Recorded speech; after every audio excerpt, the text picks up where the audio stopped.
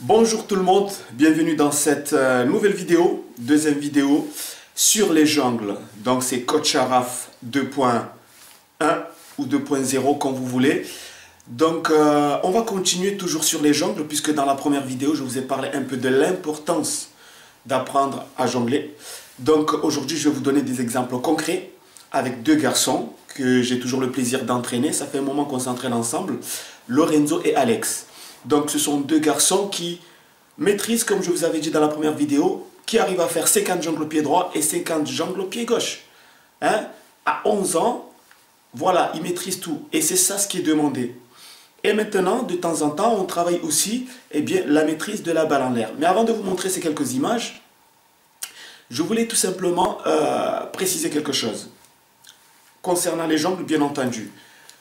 Souvent, et ça je pense que vous l'avez déjà entendu, moi je l'ai plusieurs fois entendu, souvent on entend des gens dire « Ouais mais les jongles c'est pas important, regarde un tel il est bon au foot, pourtant il sait pas jongler, et un tel il sait jongler, pourtant il n'est pas bon au foot. » Et ça il y a des gens qui disent ça. Moi je pense que ça c'est un raisonnement erroné. Pourquoi c'est erroné? Parce que pour l'instant tu compares ce joueur qui est bon, tu le compares à un joueur qui n'est pas bon. Mais imagine un jour, ce joueur qui est bon et qui ne sait pas jongler, tombe sur des jeunes qui sont aussi bons que lui, mais qui, eux, jonglent mieux que lui. Imagine-toi, le jour où ça arrivera. Moi, si je suis un entraîneur ou quelqu'un qui recrute des joueurs, si je tombe sur deux joueurs qui sont bons, et qu'entre les deux j'ai le choix, eh bien, je choisirai celui qui est bon, mais qui sait jongler. C'est-à-dire, je choisirai celui qui a ce petit plus, les jongles. Donc, il ne faut pas avoir ce raisonnement-là, de se dire, oui, mais regarde, lui, il est bon, pourtant, il ne sait pas jongler, l'autre, il sait jongler, mais il est nul. Non, quand tu es footballeur, tu dois être complet. C'est ça ce qui t'est demandé. Un joueur doit être complet. Pourquoi? Parce qu'il ne faut pas se comparer à ceux qui sont faibles. Il faut se comparer à ceux qui sont forts. Et plus tu vas être complet, mieux ça sera pour toi. Ça sera pour toi.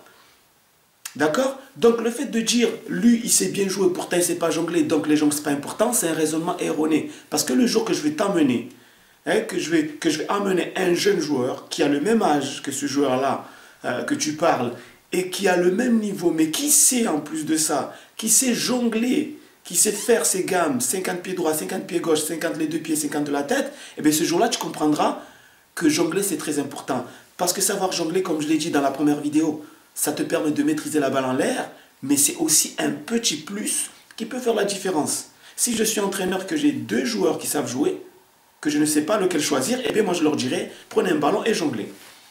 Et celui qui arrive à me faire 50 pieds droit, 50 pieds gauche, 50 des deux côtés et 50 de la tête, et bien je prendrai celui-là. Tout simplement. Donc, il ne faut pas avoir ce raisonnement erroné. Quand on est un bon joueur et qu'on a envie d'être bon, eh bien on développe toutes ses capacités. Les jongles, les dribbles, la motricité, la vitesse, la hargne, le mental. On essaye d'être le plus complet possible. D'accord? Donc je vais revenir sur la vidéo d'aujourd'hui.